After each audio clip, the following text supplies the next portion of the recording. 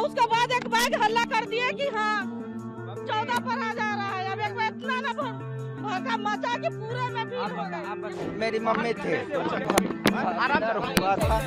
हाँ, उसी में वो दब गए। सब चेहरा था ना, वो बढ़िया मेला के है ना मेला था, वही सब चेहरा लग हुआ, वो चेहरा को ऊपर से नीचे हुआ, वो सब लग हो गया। नई दिल्ली रेलवे स्टेशन पर शनिवार रात लगभग 9 बजे के बाद भगदड़ मची। देखते ही देखते 18 यात्रियों की दम घुटने से मौत हो गई।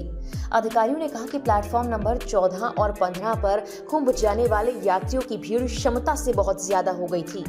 ये यात्री प्रयागराज जाने वाली ट्रेनों का इंतजार कर रहे थे। घटना में 12 गंभीर रूप से घायल लोगों का दिल्ली के LNJP अस्पताल में इलाज जारी है।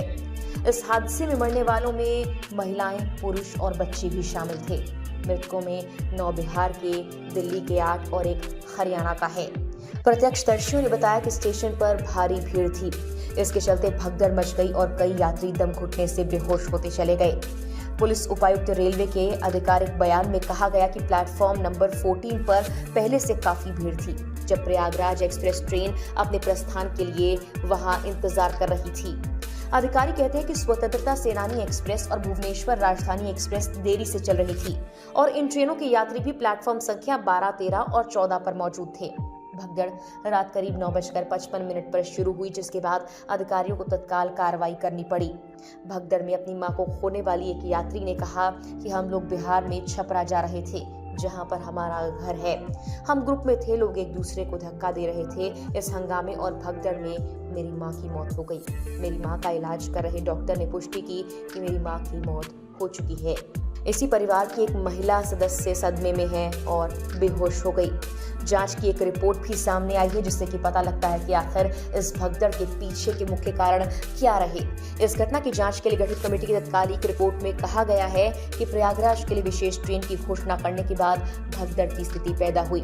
ट्रेन को लेकर एक अनाउंसमेंट हुआ, जिसके बाद लोग प्लेटफॉर्म चेंज करने लगे थे। जांच में ये बात भी सामने आई कि हादसे के वक्त रेलवे स्टेशन पर RPF के जवानों की संख्या कम थी। नई दिल्ली रेलवे स्टेशन पर तैनात RPF के काफी ज्यादा जवानों को प्रयागराज रेलवे स्टेशन पर ड्यूटी के लिए भेजा गया था।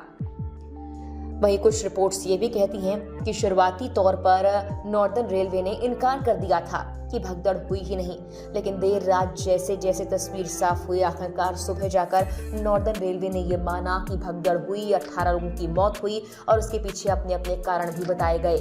प्रधानमंत्री नरेंद्र मोदी ने भी इस भगदड़ को लेकर ट्वीट किया है और सुबह ही रेलवे की तरफ से मृतकों के परिवारों को 10-10 लाख के मुआवजे का ऐलान भी किया गया है।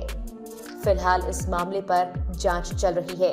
हालांकि आपको बता दें, पिछले कुछ दिनों में रेलवे स्टेशन पर प्रयागराज जाने वालों की भीड़ लगातार देखी जा रही है। कुछ जगहों पर तो ट्रेनों में तोड़फोड़ की खबरें भी सामने आई थी। इससे पहले प्रयागराज में महाकुंभ में मौनी अमावस्या से पहले भगदड़ मची थी, जिसमें 30 लोगों की मौत हो गई थी।